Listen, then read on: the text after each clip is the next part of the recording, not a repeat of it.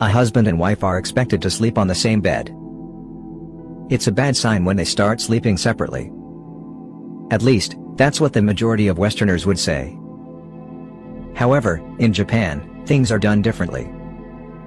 Let us try to figure out why. To begin with, Japanese mothers sleep with their babies.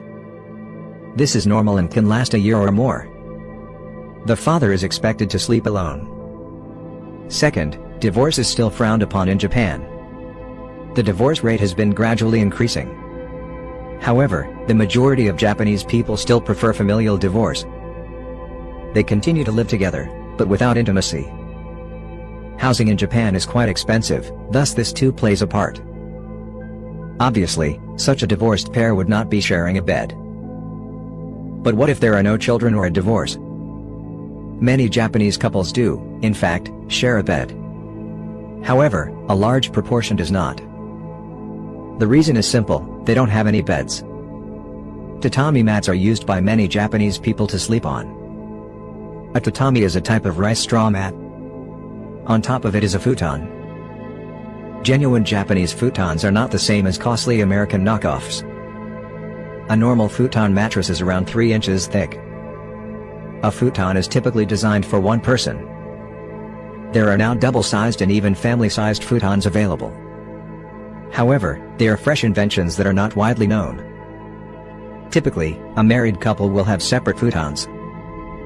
As one Japanese person explains, depending on the intimacy, the space between the futons can be closer or farther. You could squeeze into your partner's futon, but then half of your body will be out of the duvet and you'll get cold. In reality, it's not so comfortable. Sleeping on the floor is an excellent method to conserve space. Japanese apartments are notoriously small. Futons are also more secure in the event of an earthquake. A heavy bed frame might result in injury. A washitsu is a traditional Japanese bedroom. A washitsu is a room with tatami mats but no furniture. It is exclusively used for sleeping in more traditional homes. Smaller apartments are less likely to have a separate bedroom. The Japanese value their customs. But what about the rest of us? Sleeping separately was a popular new fad in Victorian times. Sleeping together was deemed unhealthy by doctors. The only way to obtain adequate air was to sleep alone. Some doctors claimed that bedfellows would sap each other's vitality. Separate beds, on the other hand, were considered a modern choice in the 1920s. They were promoted as more hygienic. They were thought to promote comfort and hygiene. They represented individuality. Their same appearance communicated martial equality. Some even considered them to be a sign of a healthy physical relationship. This pattern was only broken in the 1950s. Separate beds became associated with remoteness. Marie Stopes, a proponent of birth control, claimed in 1956, the twin bed set was an invention of the devil, jealous of married bliss.